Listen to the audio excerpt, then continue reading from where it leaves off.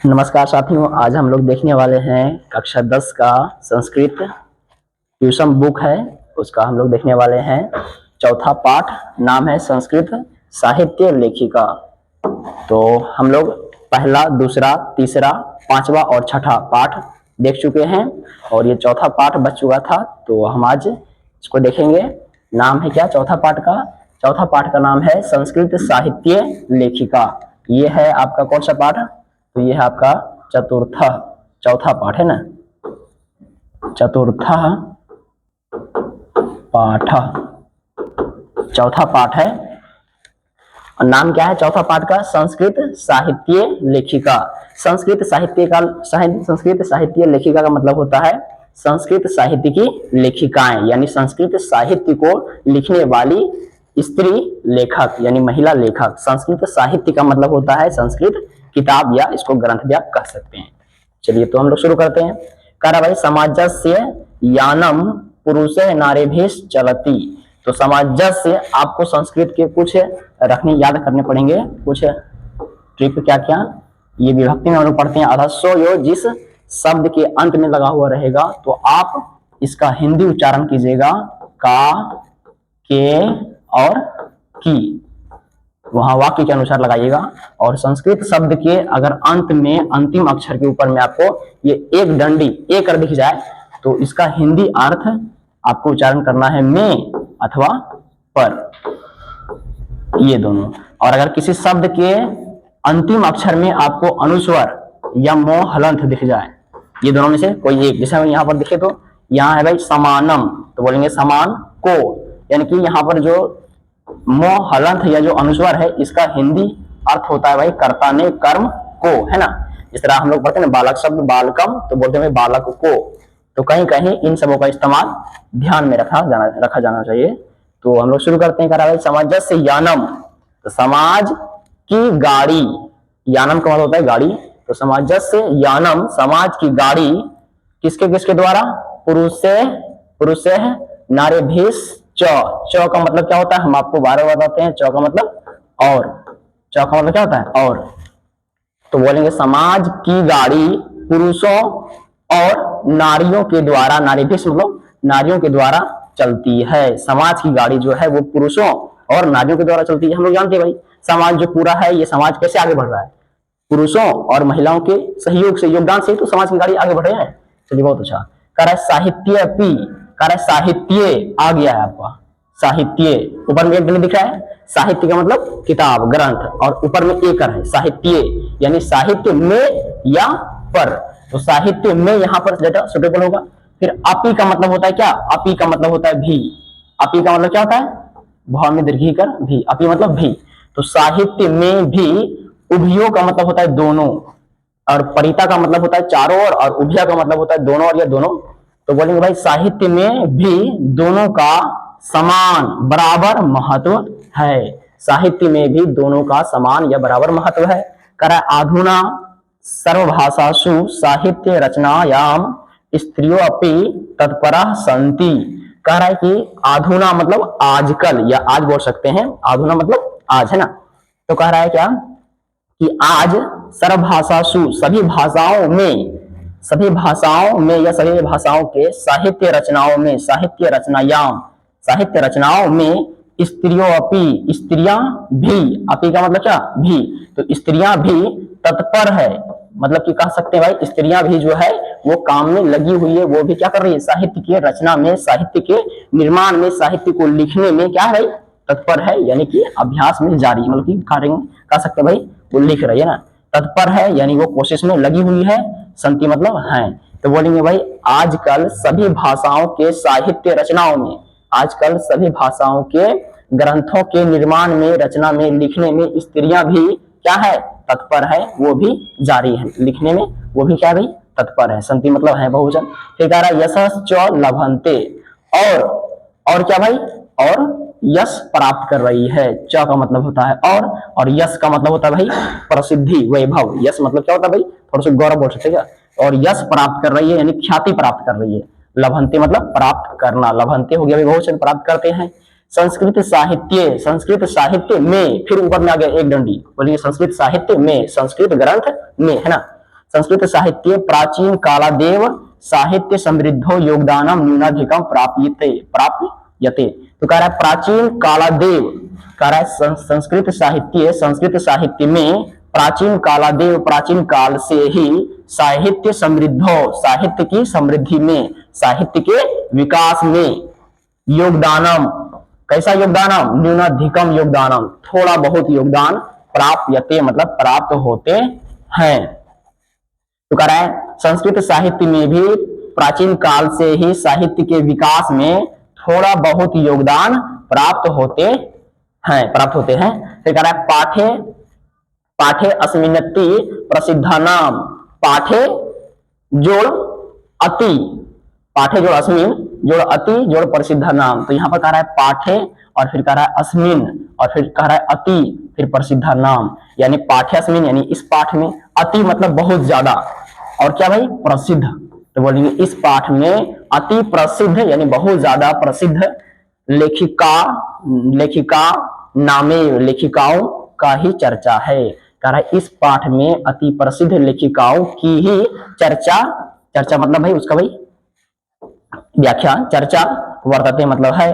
कह रहा है येन जिससे या जिसके द्वारा, येन जिससे साहित्य निधि पूर्ण, साहित्य रूपी खजाना को पूरा करने मतलब पूरा करने में, तासाम उनका यानी उन स्त्रियों का योगदानम ज्ञायते, उन स्त्रियों का योगदान ज्ञात होता है। तो बोलेंगे क्या भाई, इस पाठ में अति प्रसिद्ध लेखिकाओं की ही चर्चा है, वर्तते मतलब है। येन जिससे या जिसके द्वारा, जिससे साहित्य रूपी खजाना को पूरा करने में उन लेखिकाओं का योगदान क्या होता है भाई, ज्ञात होता है, पता चलता है या जानकारी होती है। करावे विपुलम, विपुल का मतलब होता है विशाल, विपुलम संस्कृत साहित्यम विभिन्न कवि भी शास्त्रकारश्च संवर्धितम। करा भाई विशाल संस्कृत साहित्य की रचना जो है, करा विशाल संस्कृत साहित्य को, विभिन्न का मतलब होता है अनेक, विभिन्न का मतलब अनेक, तो कह रहा भाई विशाल संस्कृत साहित्य को अनेक किसके द्वारा, कवियों, और चौका मतलब यहाँ इस्तेमाल होगा, और शास्त्रकारेश और शास्त्रकारों के द्वारा संवर्धितम का मतलब होता है बढ़ाना या विकास करना। तो कह रहा है कि विशाल संस्कृत साहित्य को किसके द्वारा भाई संवर्धित किया गया, तो अनेक कवियों और शास्त्रकारों के द्वारा बढ़ाया गया, या फिर बोलेंगे समृद्ध किया गया ना, कमियों को पूरा किया गया। फिर कह रहा है वैदिक कालादारभ्य शास्त्राणाम काव्यनांच च रचने संरक्षणे च यथा पुरुषः दत्तचित्तः अभवन।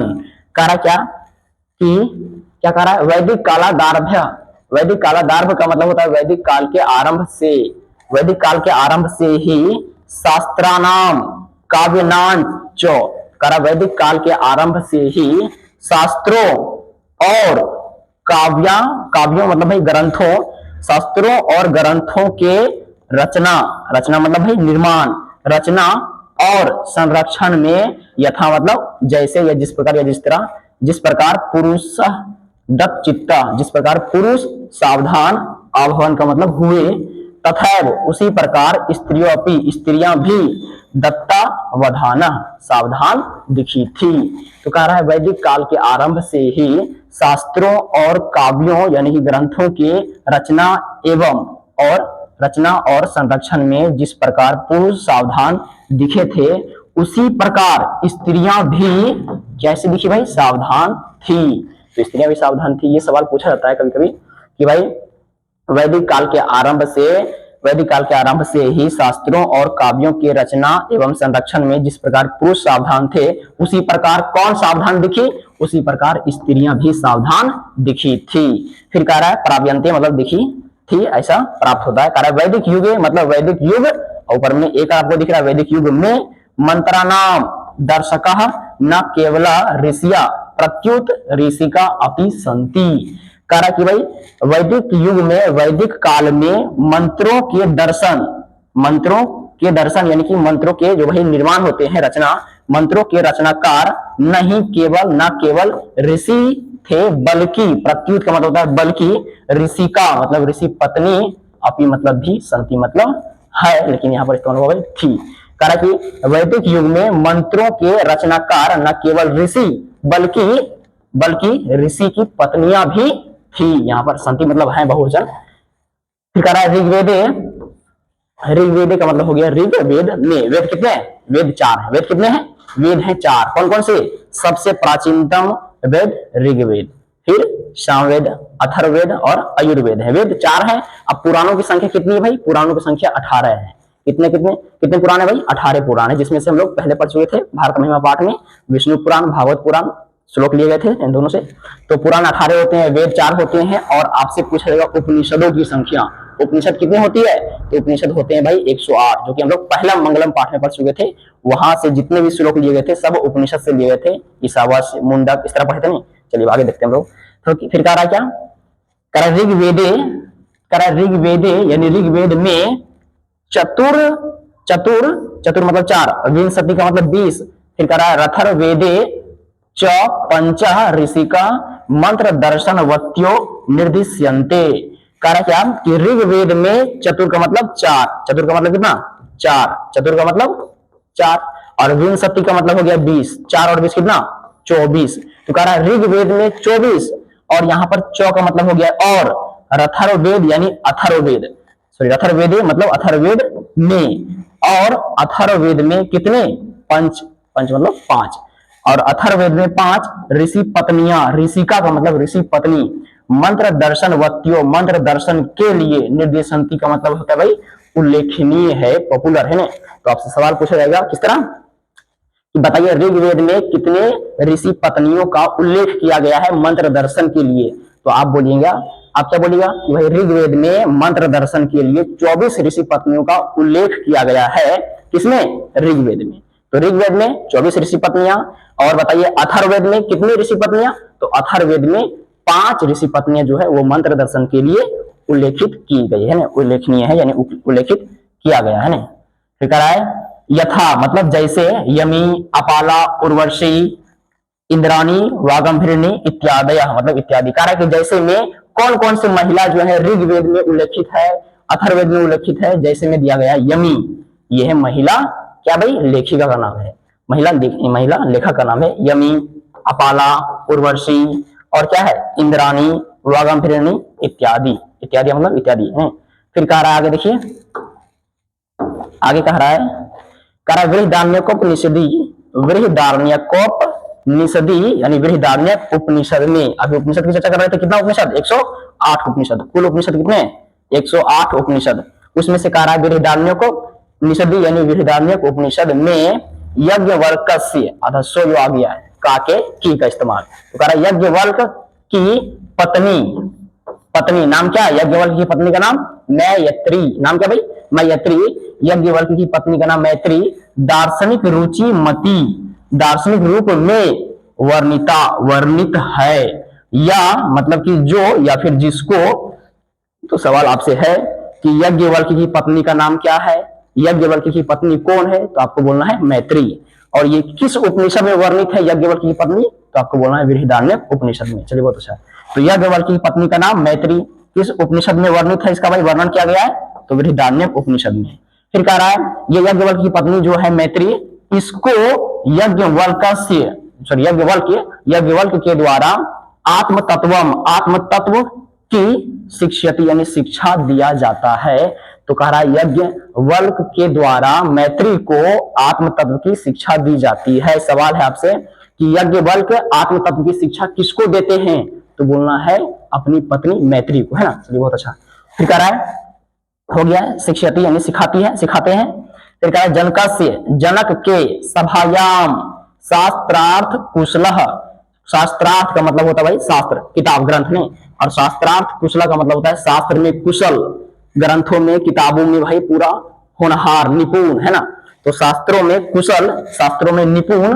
गार्गी ये क्या है? एक है भाई संस्कृत लिखने वाली पुस्तक लेखिका, है ना। संस्कृत लिखने वाली लेखिका है यानी विद्वान कह सकते हैं। तो शास्त्र में निपुण, शास्त्र में कुशल। गार्गी वाचकन्वी, विदुषी। तिष्ठति मतलब रहती थी या ठहरती, और अस्मा का मतलब था थे थी, है ना। तो कह रहा है जनक के सभा में शास्त्रों में कुशल गार्गी नामक विदुषी रहा करती थी। फिर कहा है महाभारती अपी, महाभारत में भी, महाभारती मतलब महाभारत में, और अपी का मतलब बता चुके हम आपको, अपी का मतलब क्या होता है, अपी का मतलब भी, तो महाभारत में भी क्या करा है, जीवन पर्यंतम, जीवन पर्यंतम का मतलब होता है जीवन भर, तो महाभारत में भी जीवन भर वेदानुशीलन प्रायः वेदों के अध्ययन में, वेदों के अध्ययन में स्त्रियां रही है। जय भाई, महाभारत में भी जीवन भर वेदों के अध्ययन में स्त्रियां रही है, और यह जो है आसानी से सुलभाया मतलब आसानी से वर्णन में लभ्यते मतलब मिलता है। तो सवाल है कि भाई महाभारत में भी जीवन भर वेदों के अध्ययन में किसका सुलभ वर्णन मिलता है, तो आपको बोलना है स्त्रियों का सुलभ वर्णन मिलता है। फिर कह रहा है लौकिक संस्कृत साहित्य, लौकिक संस्कृत साहित्य ऊपर में एक आ गया, यानी लौकिक संस्कृत साहित्य में प्रायेण मतलब प्रायः चत्वारिंशत् कवयित्री नाम, कह रहा है चत्वार का मतलब होता है चार, चत्वार का मतलब कितना होता है चार, और रिंसत का मतलब होता है रिंसत, चत्वार रिंसत नहीं, तो चत्वार रिंसत का मतलब, चत्वार का मतलब होता है चार, लेकिन चत्वार रिंसत का मतलब होगा भाई 40, कितना 40, अभी पढ़ा है ना कुछ देर पहले, क्या पढ़े थे, चतुर्विंशति, तो चतुर का मतलब चार होता है, विसंति का मतलब 20, त्रिंसत का मतलब 30, और चतुर्विंशत का मतलब 40।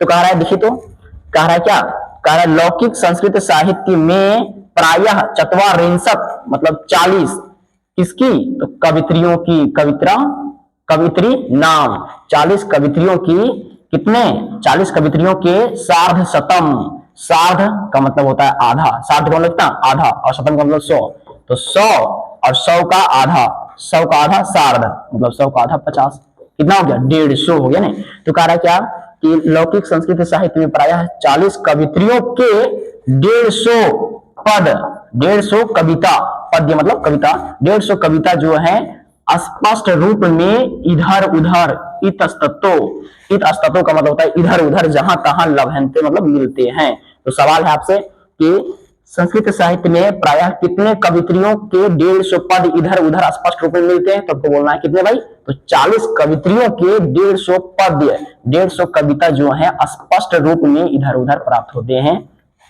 किस साहित्य में, तो लौकिक संस्कृत साहित्य में कितने कवित्रियों का वर्णन है, 40 कवित्रियों का वर्णन है, 40 कवित्रियों के कितने पद, 150 पद। चलिए बहुत अच्छा। फिर कह रहा है तासु, उसमें, तासु मतलब उनमें, उसमें विजयंका, क्या पढ़ेंगे इसको, विजयंका प्रथम कल्पा वर्तते, उसमें विजयंका प्रथम कल्प है, यानी 40 संस्कृत लेखिकाओं में से पहला जो लेखिका है वो विजयंका है, महिला लेखक है, विजयंका है, विजयंका है। कह रहा है साच, और वह श्याम वर्णा सिदिति, और वह श्याम रंग की थी, श्याम रंग की थी, सिद्धति आसित लास्ट में। तो कह रहा है वह जो है श्याम रंग की, श्याम वर्ण की, श्याम रंग की थी, पद्यानेन, इस पद से यह बात जो है स्फुटी भवती स्पष्ट होता है, भवती मतलब होता है। तो कह रहा है अब बताइए, तो कह रहा है भाई विजयंका का रंग कैसा है, तो विजयंका श्याम रंग का है, यानी विजयंका कैसी थी, श्यामला थी ना, श्याम रंग की थी, श्याम वर्ण की। तो सवाल आएगा निम्नलिखित में से कौन सी संस्कृत लेखिका जो है वो श्याम रंग की थी, तो आपको मारना क्या भाई, विजयंका। विजयंका किस वर्ण की थी, तो विजयंका श्याम वर्ण की थी, श्याम रंग की थी। जो कह रहा है कि भाई यह पद से क्या होता है, स्पष्ट होता है, किस पद से स्पष्ट होता है भाई, वो नीचे पद दिया गया है, कुछ 2 लाइन के श्लोक लिखे गए हैं, देखिए वो श्लोक क्या है। श्लोक है भाई नीलोत्पल दल श्यामाम, नीलोत्पल दल श्यामाम का मतलब होता है नीले कमल के समान, नीले कमल की तरह, नीले कमल के जैसा, है ना। कारण नीले कमल की तरह या नीले कमल के समान, कैसा, श्याम रंग की, श्यामाम, श्याम का मतलब होता है भाई श्यामला, ज्यादा गोरा नहीं, ज्यादा काला नहीं। कारण नीले कमल के समान श्याम रंग की विजयंका, श्याम रंग की विजयंका को श्याम विजयंकाम जानता, कारण कि नीलोत्पल दल श्यामाम विजयंकाम जानता, विजयंका को नहीं जानते हुए, विजयंका को ना जानते हुए, वृथेव का मतलब होता है बेकार ही, दांडी एक है भाई व्यक्ति है, एक प्रसिद्ध क्या भाई लेखक है, बोल सकते हैं भाई दांडीना प्रोक्ता, दांडी के द्वारा बोला गया, क्या बोला गया, सर्व शुक्ला सरस्वती। तो सवाल है कि भाई नीले कमल, सवाल नहीं इसका है भाई हिंदी अर्थ, नीले कमल की तरह श्याम रंग की विजयंका को नहीं जानते हुए नहीं जानते हुए बेकार ही दांडी द्वारा क्या कहा गया, सर्व शुक्ला सरस्वती कहा गया है। तो आपसे तो यहाँ पर बहुत से सवाल पूछने को मिलता है, क्या क्या भाई, कि बताइए पहले विजयंका को किसने कहा सर्व शुक्ला सरस्वती, तो विजयंका को सर्व शुक्ला सरस्वती किसके द्वारा कहा गया, तो दांडी के द्वारा कहा गया। फिर कहा रहा है क्या भाई, कि दांडी के द्वारा सरस्वती शुक्ला, सॉरी हाँ, सरस्वती शुक्ला किसे कहा गया, विजयंका को कहा गया सरस्वती शुक्ला। चलिए आगे देखिए, ये सवाल पूछता है कभी कभी कि भाई विजयंका को सर्व शुक्ला सरस्वती किसके द्वारा कहा गया, तो दांडी के द्वारा कहा गया। दांडी के द्वारा सर्व शुक्ला सरस्वती किसे कहा गया, विजयंका को, बात तो ये है ना, लेकिन आपको याद रखना है तस्या यानी उसका, काल मतलब उसका समय, उसका काल अष्टम का मतलब होता है 8 और शतक का मतलब होता है 100, तो हो गया 800 यानी 8वीं शताब्दी। मृत्युन नियते अनुमानित किया जाता है, अनुमान लगाया जाता है, यह अनुमान लगाया गया, कह रहा है उसका समय 8वीं शताब्दी अनुमान किया गया है। कह रहा है चालुक्य वंशीय से चंद्रादित्य राज्ञ विजय भट्टारी कैव, कह रहा है क्या कि चालुक्य वंश के काके की, चालुक्य वंश के चंद्रादित्य की रानी, राज्ञी मतलब रानी, नाम क्या है, विजय भट्टारिका, और एब का मतलब क्या होता है, ही, एब का मतलब क्या होता है, विजय भट्टारी कैव, तो यहाँ पर एब है लास्ट में, तो एब का मतलब ही, विजय भट्टारिका को ही क्या कहा गया भाई, क्या माना गया, विजयंका इति, यानी इसे विजयंका माना गया। बहवो मन्यते यानी कि बहुत से विद्वान जो हैं इसे विजयंका मानते हैं। तो सवाल है कि विजयंका किसे माना गया, तो आपको बोलना है चंद्रादित्य की रानी विजय भट्टारिका को ही अनेक विद्वान क्या मानते हैं, तो अनेक विद्वान चंद्रादित्य की रानी विजय भट्टारिका को ही विजयंका मानते हैं, ऐसा माना गया है, ऐसा मानते हैं। कह रहा है किंच, किंच का मतलब होता है कुछ और या और कुछ और, शीला भट्टारिका, देव कुमारिका, राम भद्रांबा, प्रभृत्यो यानी इत्यादि दक्षिण भारतीय मतलब दक्षिण भारत की संस्कृत लेखिका, संस्कृत लिखने वाली महिला यानी संस्कृत महिला लेखक, स्व मतलब अपना, स्फुट पद्य है यानी कि अपना स्पष्ट कविता, उनकी अपनी स्पष्ट कविता जो है वो प्रसिद्ध है। तो किस भारत की संस्कृत लेखिका की जो है पुस्तक प्रसिद्ध है, तो दक्षिण भारत की जितने भी संस्कृत लेखिका है उनकी अपनी पुस्तक क्या है भाई, प्रसिद्ध है, उनके द्वारा लिखे गए कविताएं क्या है, प्रसिद्ध है। कहाँ की भाई, कौन सी, भारत की, दक्षिण भारत की संस्कृत लेखिकाओं की पुस्तक जो है वो प्रसिद्ध है ना, कविता प्रसिद्ध है। आगे कह रहा है विजयनगर राज्यस्य नरेशः संस्कृत भाषा संरक्षणाय कृत प्रयास असन्नति विदित नेव, कह रहा क्या कि विजयनगर राज्य के नरेशः मतलब राजा, विजयनगर राज्य के राजा संस्कृत भाषा संरक्षणाय का मतलब हो गया है संस्कृत भाषा के संरक्षण के लिए, संस्कृत भाषा के भाई बचाव के लिए, उसके बढ़ावा के लिए, संरक्षण के लिए कृत प्रयास, जो प्रयास असन्नति किए गए हैं वह विदित में ज्ञात ही है। तो बोलेंगे विजयनगर राज्य के राजा के द्वारा संस्कृत भाषा के संरक्षण के लिए जो प्रयास किए गए हैं वह ज्ञात ही है। तेषाम मंतः पूरे अपि का मतलब भी, पूरे का मतलब पूर्व में, तो कह रहा तेषाम, देखिए इसका संधि विच्छेद होगा, क्या पता है, इसका संधि विच्छेद होगा, ये पूरा का संधि विच्छेद होगा, तेषाम जोड़ अंत, तेषाम जोड़ अंत पूरे जोड़ अपि, है ना, क्या होगा भाई, तेषाम फिर जोड़ अंत पूरे और फिर क्या होगा जोड़ अपि। तो आपको समझना है तेषाम का मतलब होता है उनका, उनकी, उनके, तो कह रहा है उनके अंतःपुर में, अंतःपुर मतलब अंतःपुर में गांव का नाम है, उनके अंतःपुर में, अपि का मतलब भी, उनके अंतःपुर में भी क्या संस्कृत रचनाकार के कुशल यानी कि भाई श्रेष्ठ, संस्कृत रचनाकार के श्रेष्ठ राज्ञों भवन मतलब कि भाई संस्कृत के कुशल रचनाकार हुए, भवन का मतलब हो गया अभवन का मतलब हुए। तो सवाल है कि भाई क्या सवाल कि विजयनगर राज्य के नरेश जो है संस्कृत भाषा के संरक्षण के लिए जो प्रयास किए वो ज्ञात ही है। कारण उनके अंतःपुर में भी किस प्रकार के, तो संस्कृत के कुशल रचनाकार हुए थे। कंपन रायस्य चतुर्दश शतकम राज्ञी गंगा देवी मधुर विजयम। आपको ध्यान रखना है कि कंपन राय की जो रानी है, कंपन राय की रानी नाम क्या है, गंगा देवी। किस शताब्दी की चर्चा है, तो चतुर्दश, चतुर का मतलब 4 और 10 का मतलब 10 हो गया 14, और शतक का मतलब 100, यानी 14वीं शताब्दी की चर्चा है ना, 14वीं सदी की चर्चा है, 14वीं सदी की चर्चा है। तो कह रहा 14वीं सदी में कंपन राय की रानी गंगा देवी मधुर विजयम, मधुर विजयम इति मतलब यह मधुर विजयम, यह महाकाव्य यानी कि महाग्रंथ स्व स्वामिनो अपने स्वामी मधुरे, अपने स्वामी के विजय घटना माश्रित्य रचयत, कर विजय घटना के आधार पर इसकी रचना की। तो सवाल है कि भाई मधुर विजयम नामक महाकाव्य की रचना किसने की, तो बोलेंगे गंगा देवी ने। गंगा देवी कौन है, तो गंगा देवी है कंपन राय की रानी। किस शताब्दी की ये भाई महिला लेखिका है, किस शताब्दी की ये संस्कृत लेखिका है, तो 14वीं शताब्दी की ये संस्कृत लेखिका है। तो सवाल है कंपन राय की रानी कौन होगी, भाई कंपन राय की रानी कौन है, देखिए तो गंगा देवी। और इसने एक लिखी है महाग्रंथ महाकाव्य, नाम क्या है, मधुर विजयम। और किस घटना पर लिखी, तो अपने स्वामी के विजय घटना के आधार पर मधुर विजयम नामक महाकाव्य की रचना की। चलिए बहुत अच्छा, आगे देखते हैं। तत्र अलंकारा नाम सन्निवेशा, तत्र का मतलब होता है वहां उसमें, वहां या उसमें अलंकारों का सन्निवेश मतलब सुंदर निवेश, सुंदर प्रयोग, आवर्जको वर्तते प्रयोग किए गए हैं, वर्तते का मतलब है। तो कह रहा है उसमें अलंकारों का सुंदर प्रयोग किए गए हैं, वर्तते मतलब है। कह रहा तस्मिन्नेव राज्ये षोडश शतके शासनम कुर्वतः अच्युत रायस्य राज्ञी त्रिपुलांबा, त्रिपुलांबा वरदांबिका परिणय नामकम प्रौढ़म चंबू काव्य रचयत।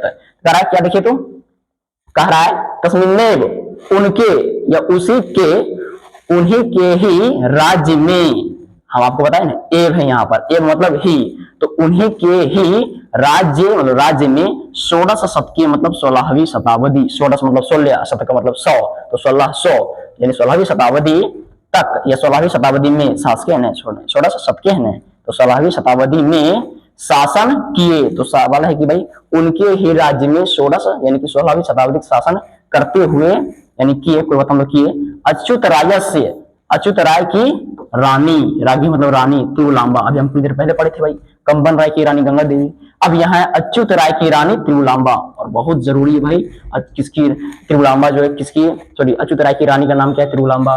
वरदांबिका सॉरी कंपन राय की रानी का नाम क्या है, गंगा देवी। फिर मधुर विजयम नामक ये महाकाव्य की रचनाकार कौन थी, कौन थी, गंगा देवी थी। ये सब आपको याद रखना बहुत जरूरी है, ये सब पूछता है। तो कह रहा भाई अच्युत राय की रानी त्रिपुलांबा वरदांबिका नामक परिणय मतलब वरदांबिका परिणय नामक पुस्तक का नाम है, वरदांबिका परिणय नामक, प्रौढ़ का मतलब होता है भाई विशाल, है ना, प्रौढ़ नामक विशाल यानी कि वरदांबिका परिणय नामक विशाल चंबू काव्य की रचना की। काव्य मतलब किताब। तो भाई वरदांबिका परिणय नामक जो है विशाल चंबू काव्य की रचना किसने की, तो अच्युत राय की रानी त्रिपुलांबा ने की। ये सब आपको ध्यान में रखना है। करेक्ट, तत्र, तत्र यानी वहां या उसमें, तत्र संस्कृत गद्य, संस्कृत कहानी का, गद्य का मतलब होता है कहानी और पद्य का मतलब कविता। कह रहा संस्कृत गद्य छठा समस्त पदावलिया ललित पद विन्यासेन चातीव, चातीव शोभते यानी बहुत अधिक शोभते है। कह रहा है तत्र मतलब वहां या उसमें, उसमें संस्कृत कहानी का मतलब का छठा समस्त पद ललित विन्यास में यानी बहुत अधिक सुंदर, बहुत अधिक रमणीय, यानी चातुर्य मतलब बहुत ज्यादा, बहुत अधिक क्या है भाई सुंदर पद विन्यास शोभते हैं, यानी कि भाई उसमें लिखा गया। आपसे सवाल पूछा जाएगा कि संस्कृत गद्य का छठा समस्त पद का प्रयोग किस महाकाव्य में किया गया है या किस ग्रंथ में किया गया है, तो आपको लिखना है कौन सा काव्य है, तो ये है महाकाव्य वरदांबिका परिणय नामक चंबू काव्य है। और इसी वरदांबिका परिणय में संस्कृत गद्य का छठा समस्त पद का प्रयोग किया गया है, जो कि सबसे लंबा पद है, कहानी का सबसे लंबा पद है। किसमें प्रयोग किया गया है, किस काव्य में, तो वरदांबिका परिणय नामक चंबू काव्य में है। आगे क्या कर रहा है, आगे कह रहा है संस्कृत साहित्य प्रयुक्तम दीर्घतमम समस्त पदमपि तत्रैव लभन्ते, जो आगे बोला है ना हम बता दिए आपको। कह रहा है संस्कृत साहित्य में प्रयुक्तम मतलब जो प्रयोग किए गए हैं, दीर्घतमम का मतलब सबसे बड़ा या सबसे लंबा, सबसे बड़ा, समस्त पदमपि यानी समस्त पद भी, अपि मतलब भी, तत्रे मतलब वही, लभते मतलब मिलते हैं। तो संस्कृत साहित्य में ऊपर में ना है, संस्कृत साहित्य मतलब संस्कृत साहित्य में, संस्कृत ग्रंथ में प्रयोग किए जाने वाले सबसे बड़े समस्त पद का प्रयोग भी वही मिलते हैं। वही कहाँ मिलता है भाई? तो आपका मिलता है वरदाम्बिका परिणय नामक चंबू काव्य यानी ग्रंथ में मिलता है। काव्य मतलब क्या होता है? किताब, ग्रंथ। फिर कह रहा है आधुनिक काले संस्कृत लेखिकासु पंडिता क्षमा राव, जिनका शासन जन्म मृत्यु है। फिर कहा नाम दिया विदुषी। विदुषी किसको बोलते हैं? विदुषी बोलते हैं महिला विद्वान को। ऐसे तो भाई पुरुष विद्वान हो तो उसको बोलते हैं साइंटिस्ट विद्वान बोलते हैं, लेकिन महिला विद्वान को बोलते हैं हम लोग संस्कृत में क्या, हिंदी में भी विदुषी बोलते हैं, तो इसको विदुषी बोला गया है। तो कह रहा है आधुनिक काले यानी आधुनिक समय में संस्कृत लेखिकाओं में पंडित क्षमाराव संस्कृत लेखिका है, संस्कृत लिखने वाली महिला लेखक है। नाम क्या है? पंडित क्षमाराव। कह रहा है नामधेय नामक विदुषी मतलब महिला विद्वान, अतीव मतलब बहुत अधिक प्रसिद्ध मतलब प्रसिद्ध है। तो कह रहा है आधुनिक समय में संस्कृत लेखिकाओं में सबसे अधिक महिला विद्वान कौन प्रसिद्ध है? तो सबसे अधिक महिला विद्वान प्रसिद्ध है। नाम क्या है? पंडित क्षमाराव। कह रहा आधुनिक समय में संस्कृत लेखिकाओं में पंडित क्षमाराव नामक विद्वान यानी महिला विदुषी, महिला विद्वान बहुत प्रसिद्ध है। और ये सवाल पूछा है कि आधुनिक काल में संस्कृत लेखिकाओं की प्रसिद्ध लेखिका कौन है? तो संस्कृत साहित्य की प्रसिद्ध लेखिका है पंडित क्षमाराव, आजकल है ना, वर्तमान समय में, इसको याद रखना है। फिर कह रहा है तयः मतलब उनके, स्वपितु मतलब उनके अपने पिता, पितु मतलब पिता, स्व मतलब अपना, तो कह रहा उनके अपने पिता नाम क्या है? शंकर पांडुरंग पंडितस्य मतलब कि पंडित शंकर पांडुरंग के अदसो मतलब के महतो मतलब महान, विदुषो मतलब भाई विद्वता महान विद्वता जीवन चरितम यानी जीवन के चरित्र पर शंकर चरितम इति मतलब शंकर चरितम यह रचा गया है, रचिता मतलब रचा गया है। तो सवाल है कि भाई उनके अपने पिता पंडित शंकर पांडुरंग के महान जीवन पर, महान जीवनी के विद्वता पर एक लिखा गया है किताब, नाम क्या है? नाम है शंकर चरितम यह रचा गया है। तो सवाल है कि शंकर चरितम किनके जीवन के विद्वता पर लिखा गया भाई? किनके जीवन के आधार पर, किनके जीवन के चरित्र पर लिखा गया है?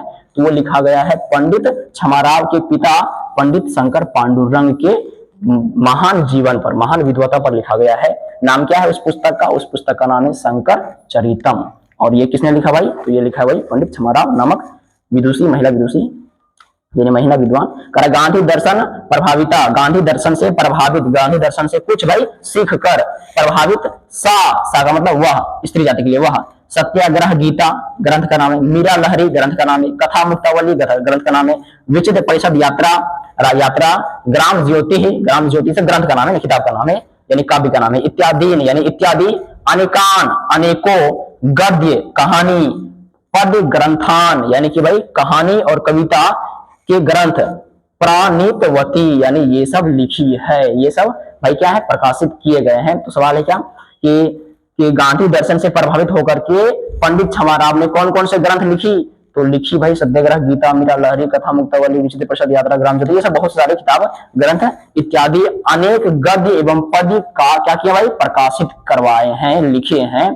फिर वर्तमान समय में लेखन कार्य में लेखनरतासु मतलब लेखन कार्य में जो लिखने में लगी हुई महिलाएं, कवित्रीसु मतलब कवित्रियां महिलाएं, लिखने वाली महिला कवित्रीसु मतलब कवियों में पुष्पा दीक्षित, वनमाला भवालकर, और कौन कौन से नाम है भाई? भवालकर, मिथिलेश कुमारी मिश्रा, प्रभृत्यो यानी इत्यादि, अनुदीनम ये जो 5 है इसको पढ़ते हैं, और अनुदीनम संस्कृत साहित्यम पूर्यंती, संस्कृत साहित्य को पूरा कर रही है। संस्कृत साहित्य में जो कमियां है, संस्कृत साहित्य रूपी जो खजाना है उसमें जो कमियां है उसको पूरा भर रही है, भरपाई कर रही है। कौन कौन सी कविता है? तो आजकल वर्तमान समय में लेखन कार्य में लगी हुई महिला कवित्री नाम क्या है? पुष्पा दीक्षित, वनमाला भवालकर, मिथिलेश कुमारी मिश्रा इत्यादि दिन प्रतिदिन संस्कृत साहित्य को पूरा कर रही है।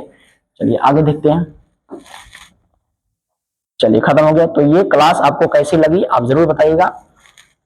हम लोग फिर मिलेंगे अगले क्लास में। और आपको ऐसा नहीं सोचना कि भाई इनका सवाल जवाब नहीं करवाए, सब करवाएंगे। पहले आपको क्या करना है भाई? इनके सारे हिंदी को एक कहानी के रूप में आपको याद करना है कि भाई कंपन राय की रानी का नाम क्या है, फिर अभी कुछ देर पहले पढ़े थे ना कि भाई पंडित क्षमा राव जो है आधुनिक वर्तमान काल में प्रसिद्ध लेखिकाओं में से भाई मतलब कि वर्तमान काल में प्रसिद्ध लेखिकाओं में कौन है प्रसिद्ध भाई, तो संस्कृत साहित्य में प्रसिद्ध लेखिका पंडित क्षमा राव है। इस तरह जितने भी कहानी है कि भाई गंगा देवी किसकी पत्नी है, फिर तिरुलांबा वरदाम्बिका परिणय, ये सब किसकी इसकी लेखिका कौन है, ये सब आपको कहानी की तरह याद कर लेना एक एक लाइन।